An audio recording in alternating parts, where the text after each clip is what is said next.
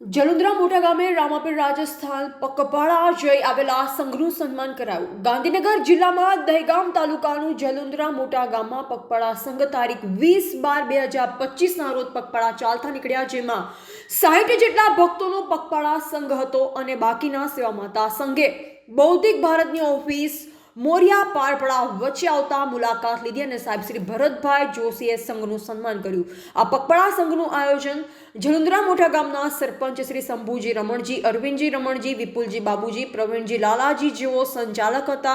આ સંઘ તારીખ 3/1/2026ના રોજ રામદેવરા પોક્યો અને બીજા દિવસે ગામમાં આવી ઠાકોર અરવિંદજી રમણજીએ બધા જ ભક્તોને સાંજે સાલ ઓઢાડી હાર ફેરાવી અને રામાપીરના ફોટો આપી સન્માન કર્યું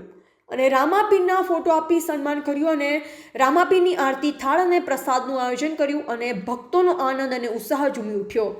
રિપોર્ટર ઠાકોર રણજીત CS દહેગામ।